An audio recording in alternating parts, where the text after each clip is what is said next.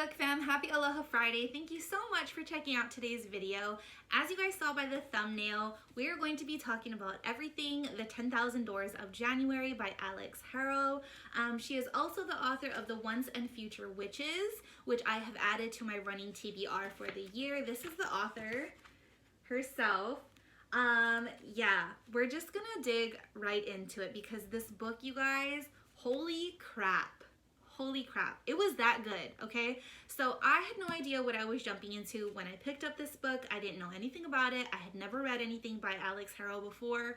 I didn't do any research on it prior to, so if you are the type that's going to look into the books, which not just reading the back, I mean, you look up Goodreads reviews, your Amazon reviews and whatnot, you're going to find, and this is just my personal opinion, you're going to find people that either love it or hate it, okay? I am definitely one of those people that absolutely love Alix Harrow's style of writing. It is beautiful. I don't know if lyrical is the word that's going to describe it. Like do it any justice. Was it lyrical? It's just amazing how she's able to make magic. Oh, that sounds so cliche. Magic out of her words. Like, this book transported me into a world that I had no idea existed, like, in my mind, right? And yeah, I would definitely recommend this book. I gave it a 5 out of 5 stars. It's definitely one that I wouldn't mind rereading. It's the first ever fantasy book I've ever picked up, and you have a little mixture, a very lethal concoction of genres, tropes, I don't know, one of those two. So you get a little bit of historical fiction, you get a little bit of portal fantasy because of the doors, you get a little bit of coming of age in this story, and I would also say a little bit of like magical realism, obviously. Yeah, this book was so, like, look how much annotation I did. I have underlined, highlighted, and tabbed the crap out of this book. This book was the very first book that I picked up for January, for the 2022 reading year. And I actually buddy read this book with Tori over at the Oglesby OHANA. So happy that she decided to buddy read it with me because towards the end we were both messaging each other like, oh my god, did you see that? No way, did this happen? Like, it was just one of those books that had you on edge. You get super attached to the characters. I really hope that Alix Harrow decides to write a sequel to this book because there's so many questions that I have that are unanswered. So Miss Alix Harrow, if you are listening to this video or watching this video, I would absolutely love it if you could write a second part to this so I know what the heck happens to January. Okay, so let's go ahead and just dig right into it. I am going to try my best not to give any spoilers. I will say though, if you are the type of reader that if it doesn't hook you in the very first 2 chapters maybe, I would say be patient with this book because it took me up until chapter 4 to really try to imagine the world that Alix was trying to build for me. It took me a little bit. It was, I don't want to say not a slow burn because there wasn't any like romance or anything in it, but it just took me a little while to really get involved in the story and really like to have it take over me. So Tori and I started it pretty much at the same time. Tori actually ended up putting the book down, read something else, and then picked it back up and picked up the Audible version. So I wouldn't be able to tell you how the Audible version is. I actually just stuck with the physical copy. However, a lot of the times I will find myself using the Audible and the physical copy at the same time. I did not do that for this book, but Tori did listen to the Audible version and she was like so into it. By the very end of the book, both of us were like, oh my god, these characters, I'm so attached, like I need to know what's gonna happen to them. Yeah, okay, so what is the book about? We follow our main character, January Scholar. I'm going to do my best to keep this video really short and sweet without babbling. Yeah, so January Scholar is a young girl. We know that this takes place in the early 1900s, and we're led to believe that January is of some type of like Native American descent. She has very strong features and her skin tone is like a reddish brown skin tone. So I'm gonna say Native American. That's kind of like what I got. If you got something else, go ahead and put it down in the comments down below. I'd love to know if maybe I pictured that wrong in my head. We know that she's beautiful, and she lives with a very wealthy white man, Mr. Locke. Mr. Locke, I guess you could say, is kind of like her Uncle Daddy. Not in that type of way. Uncle Daddy meaning he is like the fill-in father for the time being. Her father is actually employed by Mr. Locke, and his job or his employment is, his job is to go around the globe and find very rare artifacts to bring back to the Locke house for Mr. Locke to then go and auction off. That is how he built his wealthy, I don't know, empire, I guess you could say. Or sometimes he'll decide to keep them if they're extremely rare. He decides to keep them. He has like this museum in his home. It's like a 3-story level mansion. So yeah, we see that Mr. Locke steps in as a father figure for January. However, he is trying to mold her into the proper young lady she's supposed to be. And January knows deep down that she will never be able to fulfill that image for Mr. Locke because that's just not her. Try as she might, he is not able to give her the love and affection of her father like she's wanting. So although she adores Mr. Locke and is thankful for all the things that he does, she knows that she is never going to fit that mold. And then we see how she's struggling with her and her father's relationship because he's gone all the time.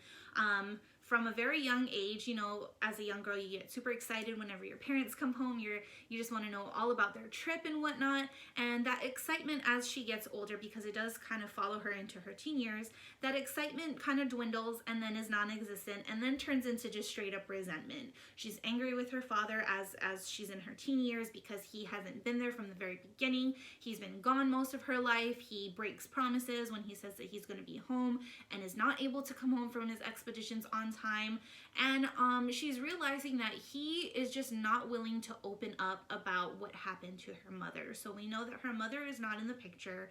She is led to believe that her mother has died in a very tragic accident, but that's all that she knows. So we follow January as she's struggling to figure out where to fit in her world. And January also stumbles upon a door. And she realizes that this door allows her to enter a whole other word. Not only does she stumble upon this door, she finds a coin that she keeps with her that comes in handy later on in the story. And then she also, because Mr. Locke's house is basically like a museum, she's able to go and like gallivant and explore all these different things. Well, while she's exploring, she comes upon this like Pharaoh box thing, this trinket, and what's in the trinket is a journal, and it's called the 10,000 Doors. In this journal is this beautiful love story of two characters that are able to travel through doors. So she's able to see that, you know, there's other worlds out there all around the globe, and there's doors everywhere. You just have to be able to look for them and to know what to look for. And January then figures out that she has an ability to write into existence things that she's thinking. She has the ability to transport herself to these other worlds through these doors. So we just kind of follow her journey, and we also see how she kind of realizes that she just will never fit into Mr. Locke's world of perfection. So she rebels against him. She goes on an adventure, I guess you could say, a mission to find her dad, who is presumed lost now, or possibly dead. So she goes on this manhunt trying to find her dad, and she has to go through all of these doors and worlds and very tragic things that happen to her.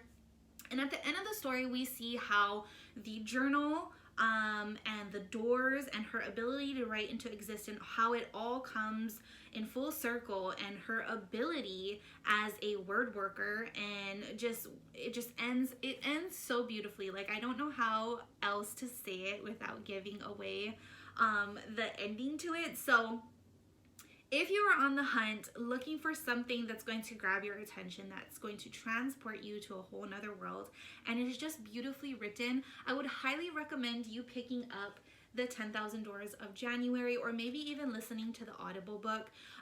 This book it's about a book, so it's a book in a book. Does that make sense? I hope it makes sense. It's a book in a book, and it's amazing, okay? Like, I wish that book was for real, because it just had me, at hello. But that is my review, you guys, for this book. I hope I did it justice without spoiling it. I don't know. I would highly recommend it. Like I said, 5 out of 5 stars. And I definitely cannot wait to pick up the Once and Future Witches. Let me go ahead and just share with you guys this one part that I was like, that is so beautiful. So because January is able to write into existence, right? So she is like a word worker, word magic, if you will. So it says here, word magic comes at a cost, you see, as power always does. Words draw their vitality from their writers, and thus the strength of a word is limited by the strength of its human vessel. Acts of word magic leave their workers ill and drained, and the more ambitious the work, the more it defies the warp and weft of the world as it is, the higher the toll. I just thought that was beautiful how she explained what the abilities of a word worker was and the magic of words. I don't know. That's just me. If it didn't hit you like how it hit me, I'm sorry. But go ahead and take a look at this book. Pick it up. Pick up the Audible version. Let me know in the comments down below if it's something that you decided to pick up for your TBR for next month. Yeah. Thank you guys so much for watching our video. Don't forget to like, comment, subscribe, and hit that notification bell so that you can be notified every Monday and Thursday when our videos hit each week. And I hope you guys are having an awesome Friday and a safe weekend. Okay, I will talk to you guys later. Bye!